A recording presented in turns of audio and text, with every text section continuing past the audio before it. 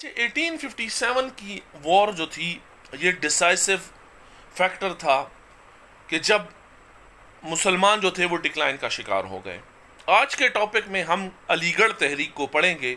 یہ صرف اس کا بیک گراؤنڈ ہے کہ علی گڑھ تحریک کس بنیاد پر بنی, اس کو بنانے والے یا انیشیٹ کرنے والوں کی کیا سوچ تھی, اور پھر امپورٹنٹ بات یہ ہے کہ مسلمانوں کے مسائل کا انہوں نے کیا حل نکالا. اس کے مقابلے میں دیوبند کی تحریک تھی, انہوں نے اپنے طور پر مسلمانوں کے مسائل کا حل نکالنے کی کوشش کی, جبکہ یہاں پر علی گڑھ کی اپنے اس کے بانی, اس کے سوچنے والے, اس کو فالو کرنے والوں کی اپنی ایک سوچ تھی, اور وہ یہ سمجھتے تھے کہ اس طرح سے مسلمان جو مسائل میں گر گئے ہیں, جو پرابلم میں آ گئے ہیں, اس سے نکل سکتے ہیں. ٹھیک ہے, یہ وقت مسلمانوں کے زوال کا تھا. 1857 سے پہلے بھی ان کا زوال شروع ہو گیا تھا. میں جیسے آپ لوگوں کو کہہ رہا تھا کہ ریسنٹلی میں انڈین کے ڈپٹی فارن منسٹر کو سن رہا تھا جو انگلینڈ میں ایک جگہ تقریب میں خطاب کر رہے تھے. انہوں نے یہ کہا کہ انگریزوں کے آنے سے پہلے جو یہاں پر مسلمانوں, جو یہاں پر انڈیا جو ہے ورلڈ اکانومی میں اس کی کنٹریبیوشن 23 to 25% تھی, جبکہ جب یہاں سے انگریز گئے اور 100-150 سال انہوں نے یہاں کے را مٹیریل ہو گئے, یہاں کے بہت سارے اس چیزوں کو بے دردی سے لوٹا اور اپنے ملکوں میں لے کے گئے, تو پھر یہ ورلڈ اکانومی میں انڈیا کا شیئر 3 to 4% رہ گیا. اس سے یہ بات ثابت ہوتی ہے کہ انہوں نے یہاں پر رہنے کے لیے کبھی بھی جسے کہتے ہیں کہ لوگوں کے فلاح اور ویلفیئر کے لیے کام نہیں کیا. ان کا بنیادی مقصد یہاں پر انڈیا کو اپنے فنش پروڈکٹس کے لیے, جو انڈسٹری تھی ان کے لیے پروڈکٹس بیچنا اور یہاں سے را مٹیریل لے کے جانا رہا. ٹھیک ہے, 1857 تک وہ مختلف صورتوں میں قابض رہے. انڈیا کے میجورٹی حصے پر 1857 سے پہلے ہی, جیسے 1849 میں انہوں نے پنجاب قبضہ کر لیا تھا, صرف چند کلومیٹر میں لاسٹ مغل رولر کی حکومت تھی, اور وہ حکومت بھی ایسی تھی کہ he was completely dependent for his finances on Britishers. ٹھیک ہے, برٹشرز اگر اس کو وظیفہ دے رہے تھے تو یہ اس سے اپنے امور چلا سکتا تھا, ورنہ ان کے وظائف یا ان کے ایلوکیٹڈ منی کے بغیر اس کے لیے اپنے حکومتی امور چلانا بھی ناممکن تھا. ٹھیک ہے, اب جو سب سے بڑی ایشو اس میں جو آیا, ٹھیک ہے, کہ 1857 میں ہندوستانیوں نے, اس میں مسلمز اور ہندوز دونوں شامل تھے, ان دونوں نے, ٹھیک ہے, ہندوستانیوں نے کوشش کی کہ انگریزوں سے اس خطے کو نجات دلائی جائے. یہ کوشش انہوں نے ایک ایسے بادشاہ لاسٹ رولر بہادر شاہ ظفر کی سربراہی میں, لیڈرشپ میں کی, جو کہ خود اس وقت شاید چلنے پھرنے کے قابل بھی نہیں تھا. بہرحال ایک ایفرٹس جنریٹ ہوئی. ٹھیک ہے, ان ایفرٹس کو جنریٹ کرنے کے بعد انہوں نے سریعام پورے ملک میں کوششیں سٹارٹ کر دی. انگریز اس کو ریبیلین یا غداری کہتے ہیں, جبکہ مسلمان اسے جنگ آزادی کہتے ہیں. یہ کوشش ناکام ہو گئی. ٹھیک ہے, اور ناکام ہونے کی بنیادی اس کی وجہ یہی تھی کہ یہ ایک آرگنائزڈ کوشش بھی نہیں تھی, لیڈرشپ کا بھی فقدان تھا, حوصلے بھی پست تھے, اور اس کے علاوہ انگریز جو تھے وہ weapon wise, finance wise, strategy wise وہ بہت آگے تھے, اور ہمارے پاس ان کا توڑ نہیں تھا. ٹھیک ہے, لہٰذا they won we lost. اب 1857 کی جنگ جب ختم ہوئی تو دو چیزیں جو ہیں وہ سر انجام پائیں. ایک, مسلمان انتہائی مایوسی کا شکار ہوئے, ان کی پراپرٹی ان سے چھین لی گئی, ان کی عزتیں تار کی گئیں, ان کو سریعام پھانسیاں دی گئیں. ایز مینی ایز 15 پرنسز کو, بادشاہ کے بیٹوں کو, 15 بیٹوں کو دلی میں پھانسی دی گئی. بادشاہ کو جو ہے رنگون, یا جس کو آج کل میانمار کہتے ہیں, ٹھیک ہے, آپ نے روہنگیا کے مسلمانوں کے حوالے سے سنا بھی ہوگا, یہاں پر میانمار جو ہے برما, وہاں پر ان کو ٹرانسفر کر دیا گیا، ٹھیک ہے، وہاں پر ان کو ایگزیکیوٹ کیا، جلا وطن کر دیا گیا. اور وہ انہوں نے ایک وقت جب اس کے آباء و اجداد پورے ہندوستان پر حکمرانی کرتے تھے، ایک وقت ایسا آیا کہ اس بندے نے ایک گراج میں دم توڑا، ٹھیک ہے. تضحیک اور تذلیل مسلمانوں کی گئی، اور سب سے امپورٹنٹ بات کہ اب they were no more rulers of this area، ٹھیک ہے. اب وہ سلیوز تھے، اب وہ جس طرح سے اور قوموں کو ٹریٹ کیا جا رہا تھا ان کو بھی اسی طرح سے ٹریٹ کرنا جانا تھا، لیکن ان کے لیے یہ قابل قبول نہیں تھا. کیوں؟ کیونکہ انہوں نے 1000 سال سے زیادہ یہاں حکمرانی کی تھی، تو لہٰذا اس کو الٹر ہونے میں بڑا ٹائم لگتا. اب اور دوسرا، انہوں نے مسلمانوں نے انگریزوں سے اور ان کے تعلیمی نظام سے شدید نفرت شروع کر دی. ان کے خیال میں یہ دونوں قابل نفرت تھے. اب اس دوران 2 ایسی تحریکیں اٹھی جنہوں نے مسلمانوں پر آگے جا کے بہت زیادہ اثر ڈالا، ٹھیک ہے. اور شاید اب بھی بر صغیر پاک و ہند کی تحریکوں میں یا لوگوں کے انٹلیکچول یا اسکول آف تھاٹس میں یہ 2 ہی امپورٹنٹ ہیں. ایک دیوبند، ایک جو تھی وہ دیوبند، اور دوسری جو تھی وہ علی گڑھ، ٹھیک ہے. اب یہ دونوں تحریکیں صرف نہیں تھی، یہ اسکول آف تھاٹس تھے. یہ مسائل مسلمانوں کے زوال اور ان کے ڈاؤن فال اور ڈکلائن کی وجوہات جانچنے کا طریقہ کار تھا، ٹھیک ہے.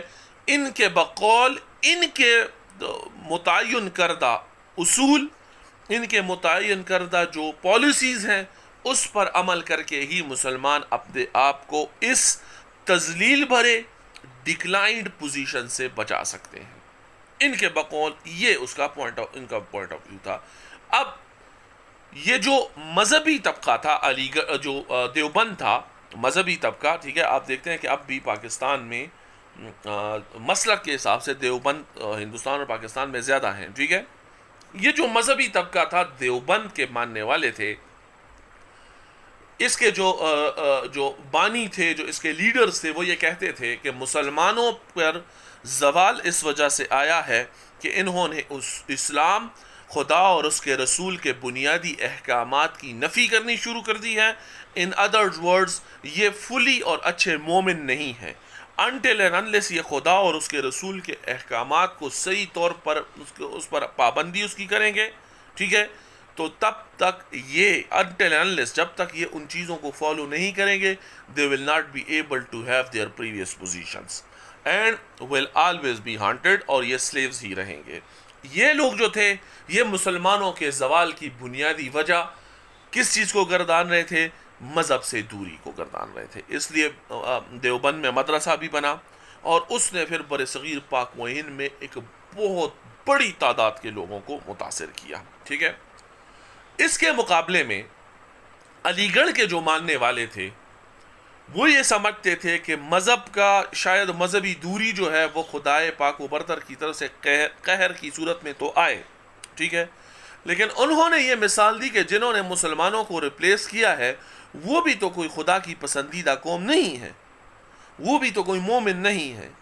ان کے ایمان کا لیول تو شاید بہت کمزور مسلمان سے بھی کمزور ہے، ٹھیک ہے. جو ان کے گناہ ہیں وہ تو شاید بہت زیادہ ہیں. لہٰذا اس کا مطلب کیا ہوا؟ اس کا مطلب یہ ہوا کہ عبادات یا پائسنس جو ہے، پاکیزگی، وہ انسان کی اپنی ذات تک ہے، ٹھیک ہے، جبکہ اس کا دنیا میں سٹینڈ کرنا، آگے بڑھنا، ایک قوم کا دوسری قوم پر برتنی دینے کے لیے وہ سب سے امپورٹنٹ چیز جو اس میں میٹر کرتی ہے وہ ہے ٹیکنالوجیکل اپ گریڈیشن، ٹیکنالوجیکل سپیریارٹی، ٹھیک ہے. اب ہونا کس طرح سے آپ خود کو جسے آپ کہہ سکتے ہیں کہ برتر ثابت کرتے ہیں.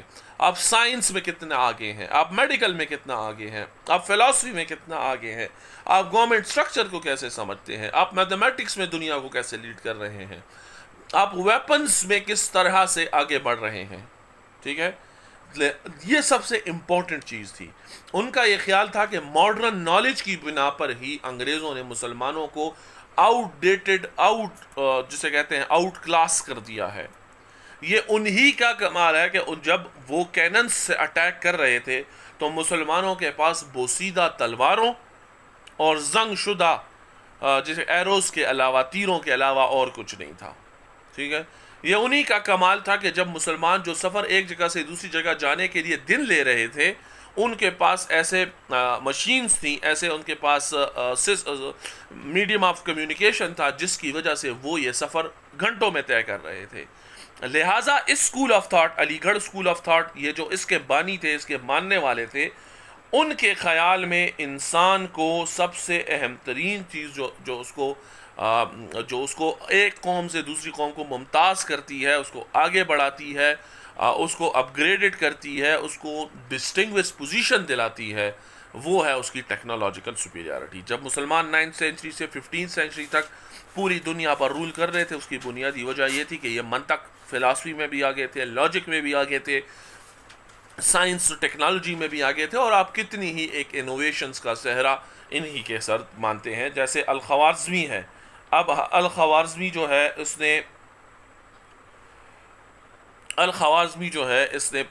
جب بائنری سسٹم کی بنیاد رکھی ہے، جس کے بعد سارے کمپیوٹر ٹیکنالوجی اسی پہ بیس کرتی ہے، تو لہٰذا یہ سیکنڈ اسکول آف تھاٹ تھا جو کہ ایکٹیو تھا سر سید احمد خان کی سرکردگی میں، اور سر سید احمد خان اس کے بانی تھے. اب سر سید احمد خان بنیادی طور پر علی گڑھ تحریک کے بانی ہیں. ٹھیک ہے، ان کے خیال میں ایک تو جو آپ اس کو کہہ سکتے ہیں، ان کے والد صاحب جو تھے وہ بہادر شاہ ظفر کے وزیر بھی رہے.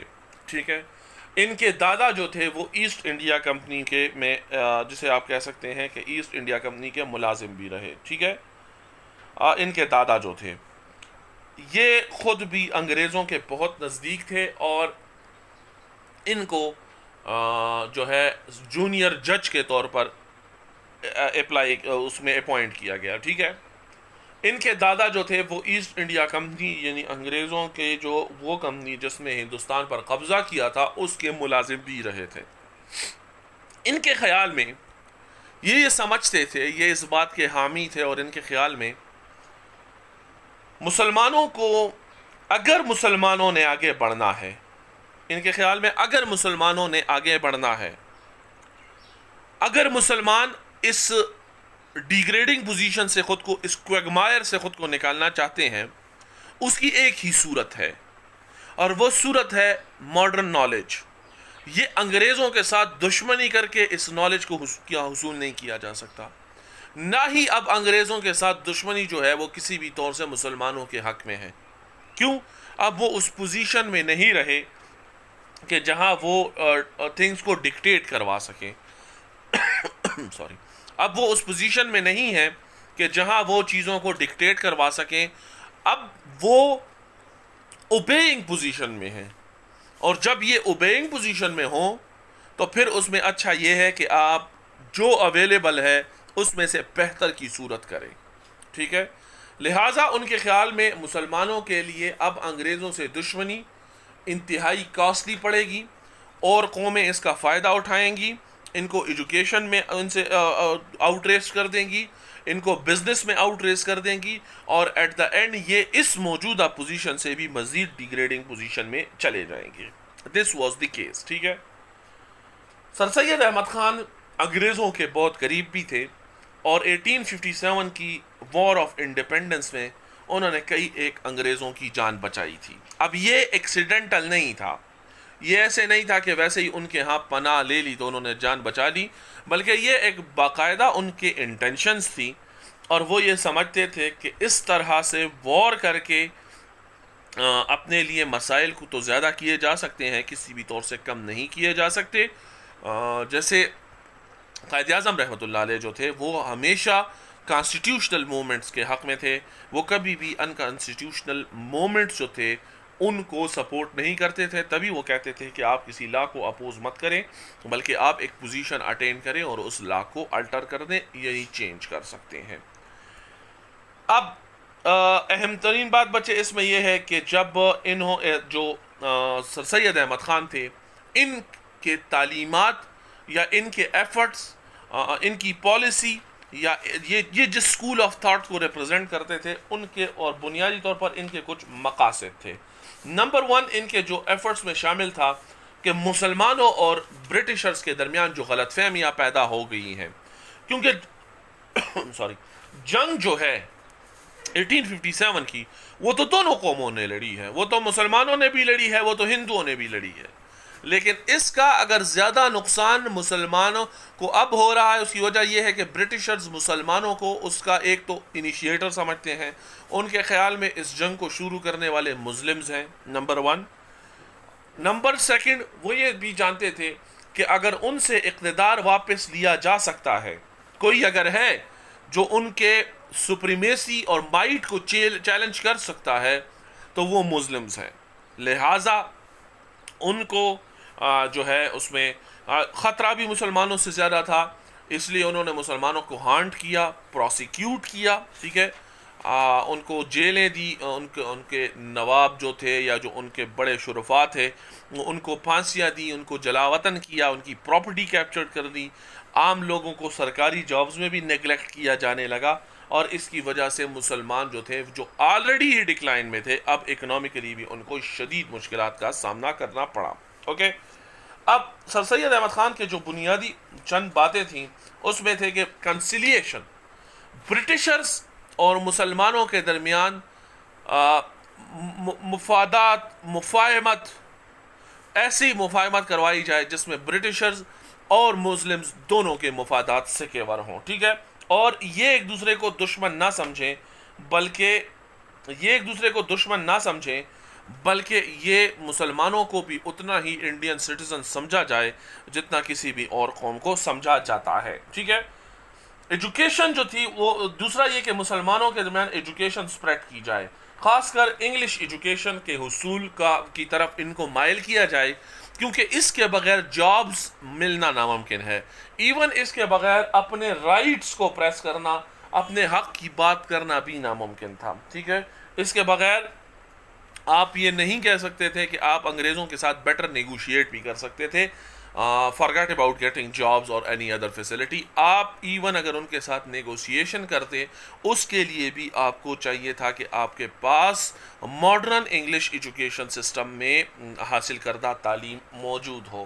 نمبر 3 مسلمانوں کو برٹشرز کا لائل یعنی وفادار بنانا. until and unless اگر جب تک برٹشرز کو اس بات کا باور نہیں ہوگا، وہ اس بات پر شور نہیں ہوں گے کہ Muslims are as loyal to us as any other community can be، تب تک وہ مسلمانوں کو ٹرسٹ نہیں کریں گے تو ان کو فنڈنگز نہیں ملیں گی.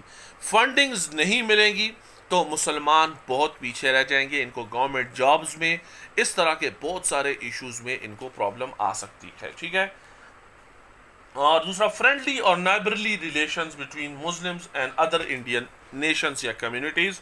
مسلمانوں اور انڈیا میں بسنے والے اور کمیونٹیز کے درمیان بھی جسے آپ کہہ سکتے ہیں کہ کہہ رہے تھے کہ خوشگوار تعلقات ہوں، تاکہ مسلمان فی الحال اپنی توجہ پالیٹکس، وار اور ایگریشن سے ہٹا کر تعلیم اور اپنی قوم کو بہتر کرنے پر لگا دیں. اب سر سید احمد خان کی کچھ ایفرٹس ہیں، ٹھیک ہے. ان کی کچھ اکیڈمک ایفرٹس ہیں، کچھ ایجوکیشنل ایفرٹس ہیں، کچھ اس میں لٹری ریٹن ایفرٹس ہیں، کچھ ان کی ایجوکیشنل ایفرٹس ہیں، ٹھیک ہے، اور کچھ پولیٹیکل ایفرٹس بھی ہیں. اب نمبر 1 انہوں نے جو ان کی ایجوکیشنل ایفرٹس ہیں اس میں انہوں نے جو سب سے اہم کام کیا ہے وہ انہوں نے بکس لکھی ہیں. بکس انہوں نے ویریس ٹاپکس میں لکھی ہیں. بکس میں انہوں نے ایسی بکس لکھی ہیں جس میں ہندوستان میں جو اس میں کازز آف ریوولٹ جو تھے، جس کو یہ ریوولٹ کہتے ہیں، ہم اسے جنگ آزادی کہتے ہیں، اس کی وجوہات بھی درج کی ہیں.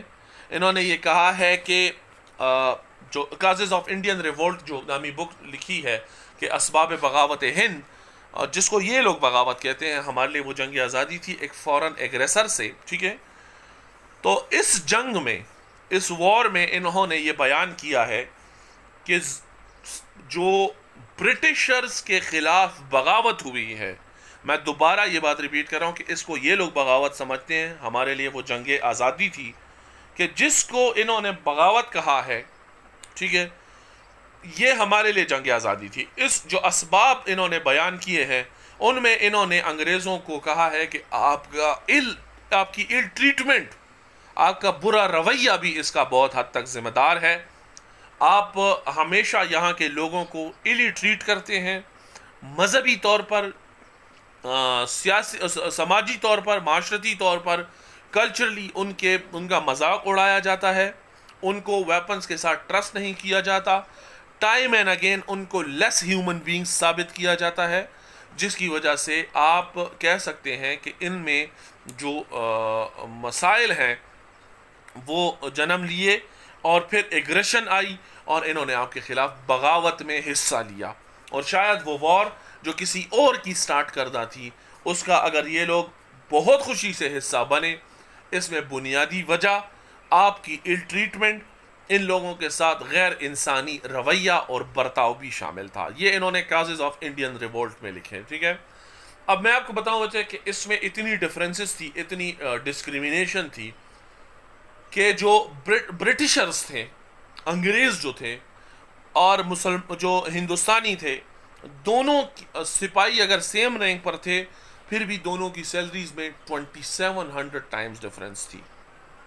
یعنی ایک اگر 100 روپی سیلری رہتا تو دوسرا 2700 سیم رینک سیم سروسز کے لیے لے رہا تھا. ٹھیک ہے، اس وجہ سے بھی ان میں یہ بغاوت آئی اور لوگوں نے اپنے ال ٹریٹمنٹ کا بدلہ لیا. پلس اسباب بغاوت ہند جو کازز آف انڈین ریولٹ ہیں، اس میں سر سید احمد خان نے یہ کہا ہے کہ انگریز یہاں کے سوشل سسٹم کو انڈرسٹینڈ نہیں کر رہے، بلکہ وہ صرف فورسفلی یہاں پر حکومت کرنا چاہ رہے ہیں. فورسفل حکومت کی وجہ سے جو یہاں کے لوگوں کا رویہ ہے ان کے اگینسٹ، وہ بہت زیادہ ایگریسو ہو رہا ہے.